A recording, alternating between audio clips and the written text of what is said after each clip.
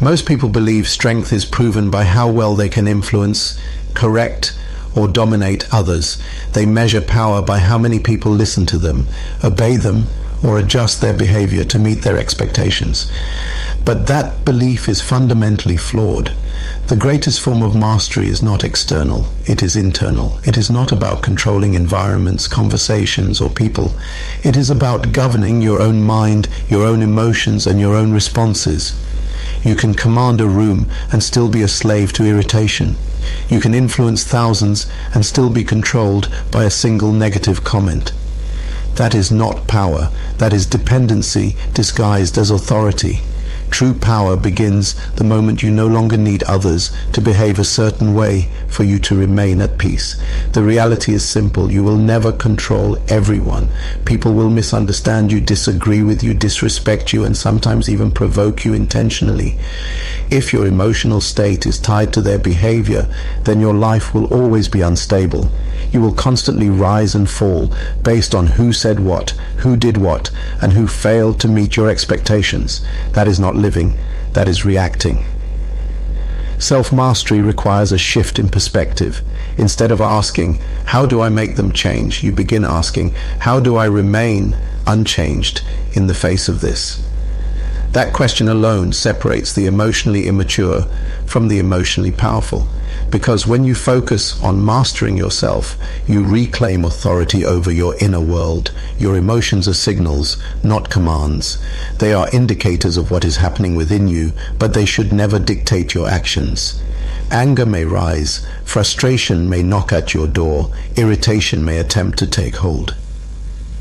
But none of these feelings have the right to control your behavior unless you surrender to them. The disciplined individual understands this. They feel everything, but they are not ruled by anything. They have trained themselves to pause in moments where others would react instantly, and in that pause lies their power. Because when you pause, you create space between stimulus and response, and in that space you get to choose who you will be. Many people skip that space. They react immediately, speak carelessly, and act impulsively. Later they regret their words, their tone, their decisions, but by then the damage is already done. Self-mastery teaches you to value that moment of pause more than the temporary satisfaction of reacting. You must also recognize that trying to control others is often rooted in insecurity.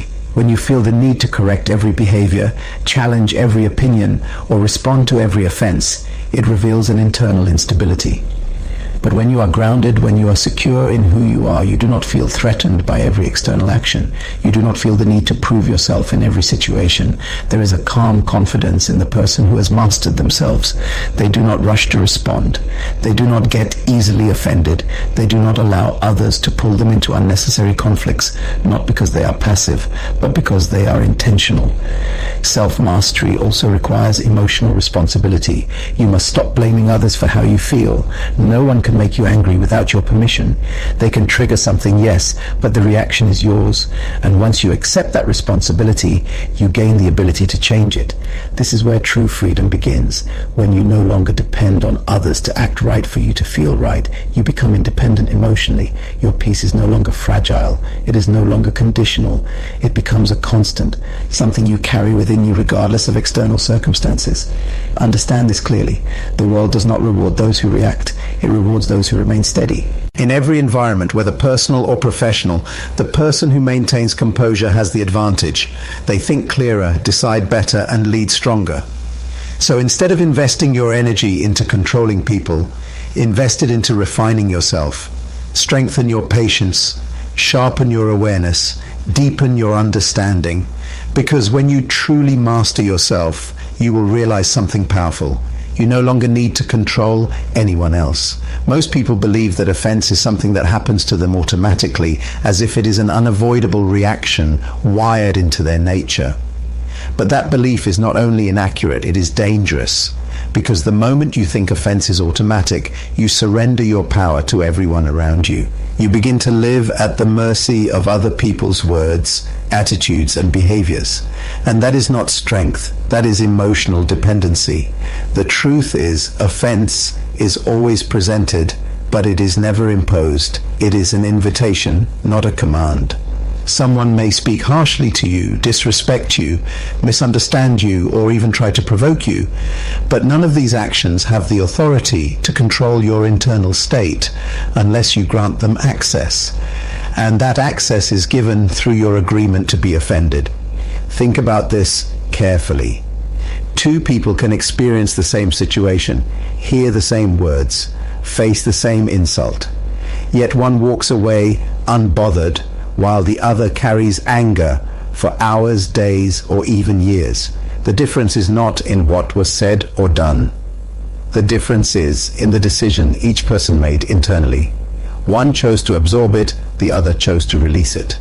This means your emotional response is not controlled by external events, but by internal interpretation. What you tell yourself about what happened determines how you feel about it.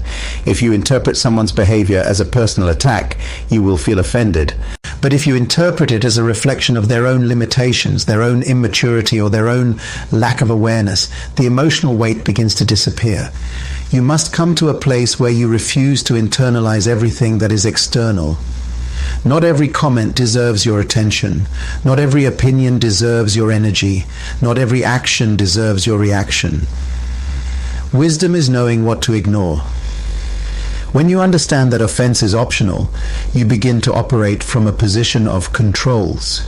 You are no longer reacting instinctively. You're choosing deliberately. And this is where true emotional freedom begins, because if you can choose not to be offended, then no one can manipulate your emotions. No one can push your buttons because you have removed the mechanism they rely on.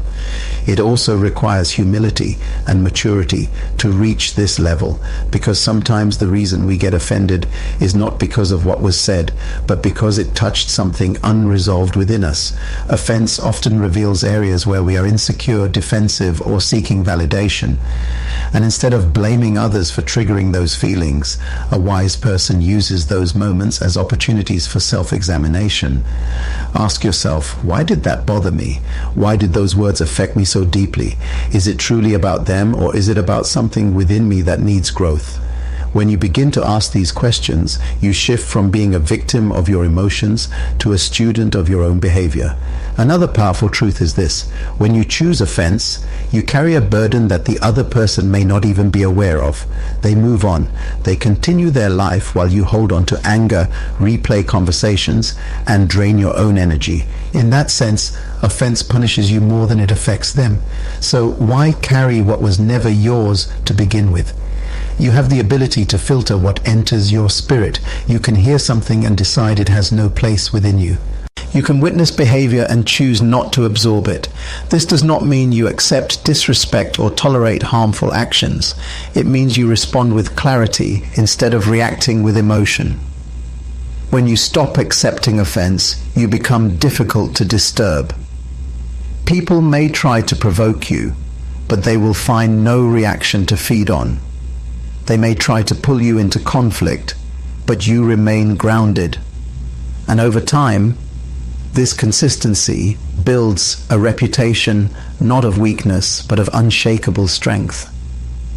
Because the person who cannot be easily offended cannot be easily controlled.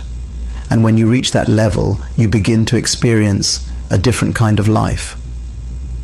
One where your peace is not dependent on others.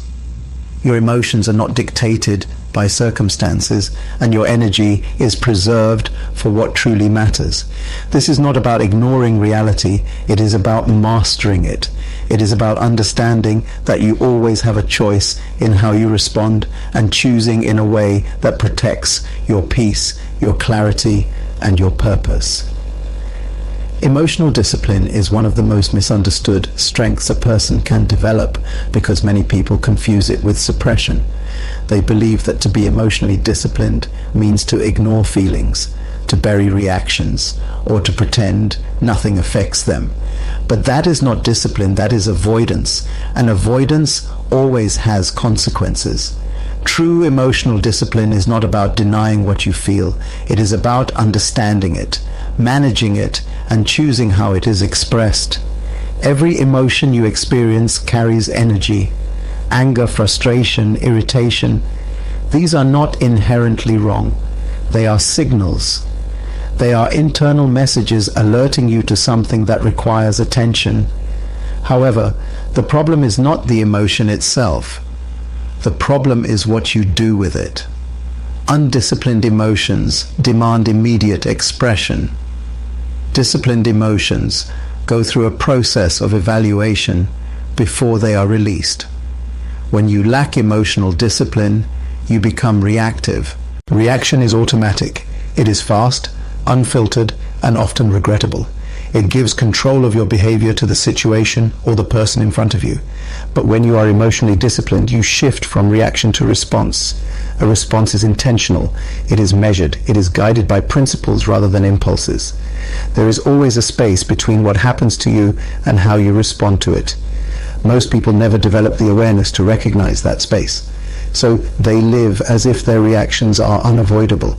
But that space is where your power exists. Emotional discipline is the ability to expand that space, to pause, to think, and to choose wisely instead of reacting blindly. Consider how often people say things they later regret simply because they allowed a moment of anger to control them. Words spoken in emotional haste cannot be taken back. Actions driven by uncontrolled feelings often create consequences that last far longer than the emotion itself. Emotional discipline protects you from becoming a prisoner of temporary feelings that can produce permanent damage. It also gives you clarity. When emotions are high, judgment becomes clouded. You begin to interpret situations through the lens of intensity rather than truths. You assume intentions, you exaggerate problems, and you make decisions that are not aligned with your long-term goals. But when you are emotionally disciplined, you create enough distance from the situation to see it accurately. You respond based on reality, not just perception. Another important aspect of emotional discipline is self-awareness. You must know your triggers. You must understand what disturbs your peace and why. Many people are controlled by patterns they have never examined. They react the same way in different situations with different people because they have never taken time to study themselves. Emotional discipline requires you to become a student of your own behavior. Once you are aware, you can begin to retrain your responses. You can decide in advance how you will handle certain situations. Instead of waiting to be overwhelmed, you prepare yourself mentally. You set internal standards for how you will behave regardless of what others do. This is how you take back control of your emotional life. It is also important to understand that emotional discipline is not developed overnight. It is built through consistent practice. Every situation that challenges you becomes an opportunity to strengthen it. Each time you choose calm over anger, patience over irritation, and understanding over offense, you are reinforcing a new way of living. And over time, something powerful happens. You become less affected by external circumstances. Situations that once disturbed you lose their intensity. People who once provoked you no longer have that power, not because they have changed, but because you have. This is where true freedom begins. When your emotions are no longer controlled by others, you are no longer easily manipulated. You become stable, grounded, and secure within yourself. You are able to maintain your peace in environments that would normally create chaos. Emotional discipline, therefore, is not a limitation. It is a form of liberation. It frees you from the need to react, from the burden of regret, and from the control of external influences. It allows you to operate from a place of strength, wisdom, and intention. And the more you develop it, the more you realize that the goal is not to feel less, but to feel without losing control. Not to eliminate emotions, but to master them. Because when you master your emotions, you ultimately master your life.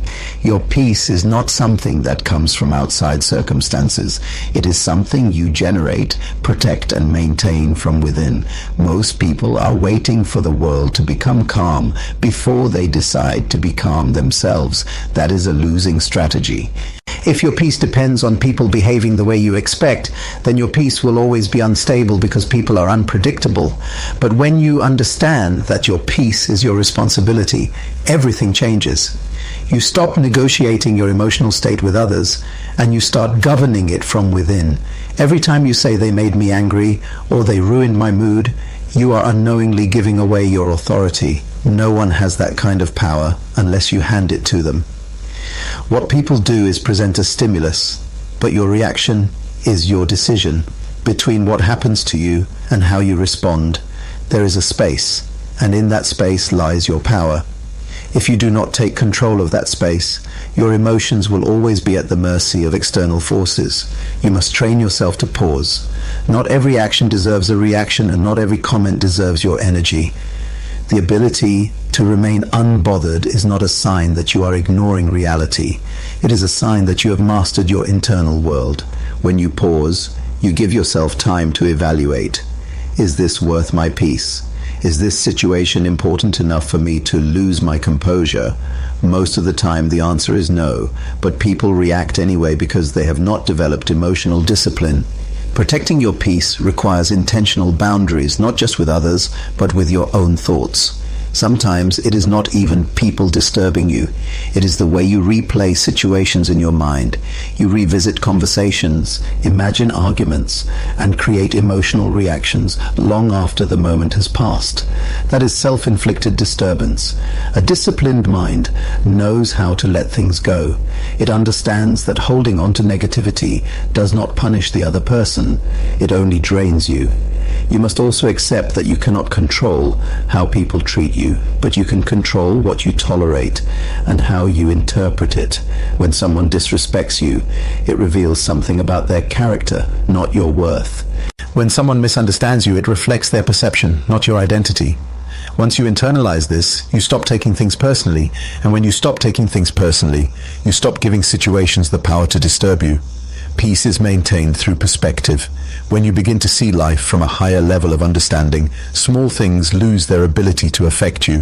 What once triggered you now seems insignificant. What once angered you now becomes something you can overlook. This is growth.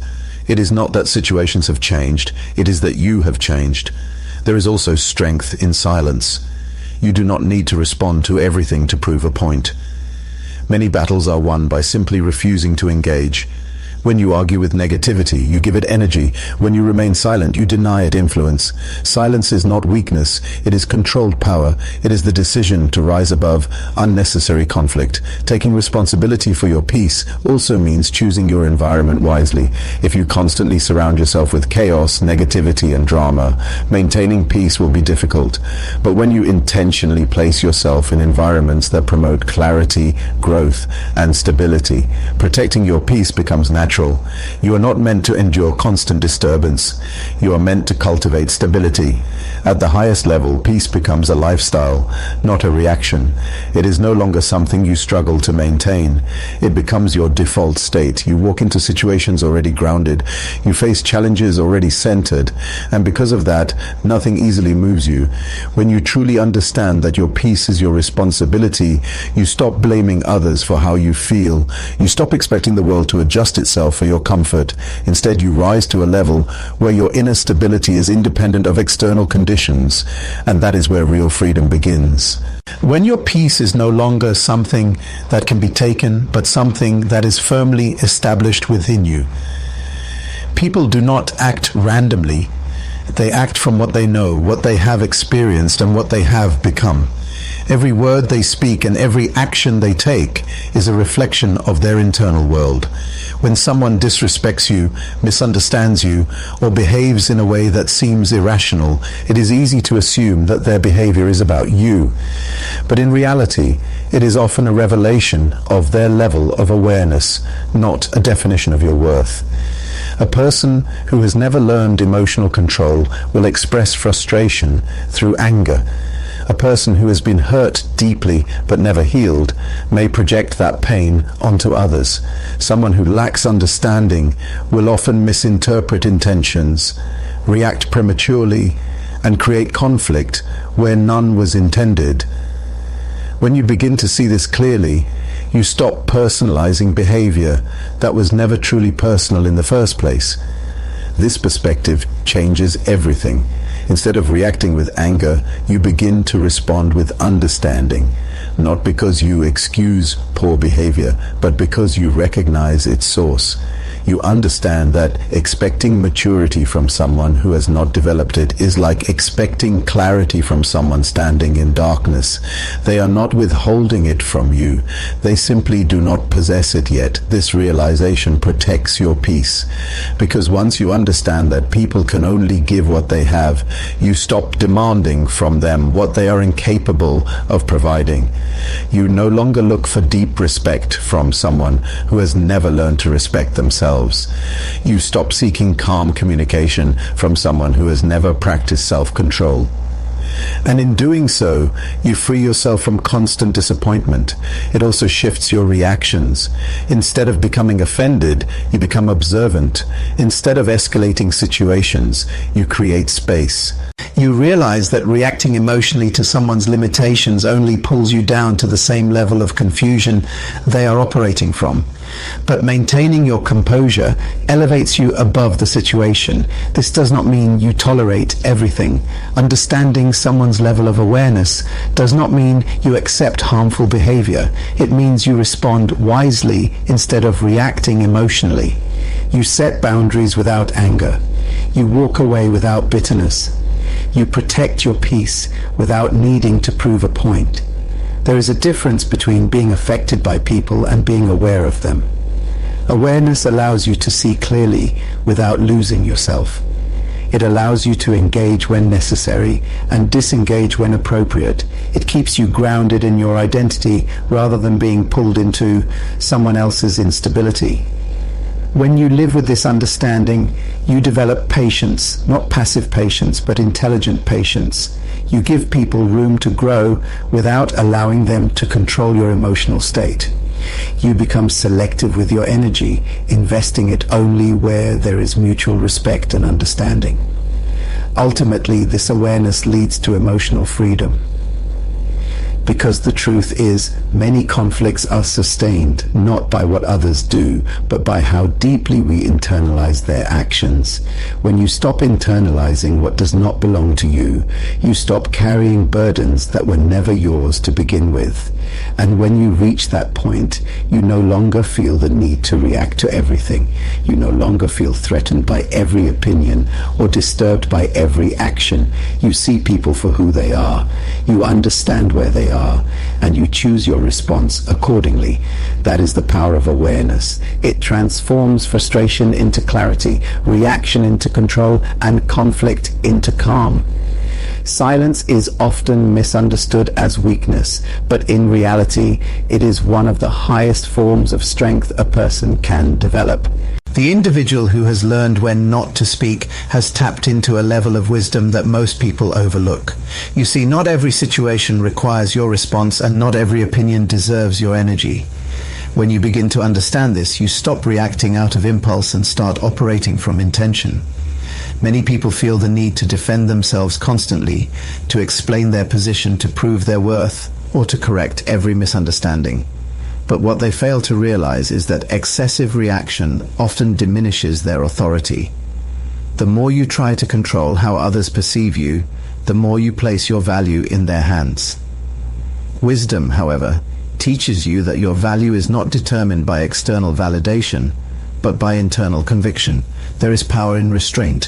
When someone provokes you and you choose silence, you are not losing. You're demonstrating control. You are showing that your emotions are not easily manipulated. Anyone can react. Anyone can argue. Anyone can raise their voice. But it takes a disciplined mind to remain calm, to observe, and to decide whether a response is even necessary. You must understand that words are tools, and like any tool, they can either build or destroy. Speaking without thinking often leads to regret, broken relationships, and unnecessary conflict. But when you master silence, your words become more intentional, more impactful, and more respected. People begin to listen, not because you speak often, but because when you do, it carries weight. Wisdom also teaches you the importance of timing. It is not just about what you say, but when you say it. A wise person knows that even the right words spoken at the wrong time can create the wrong outcome. This is why patience becomes a critical part of emotional discipline.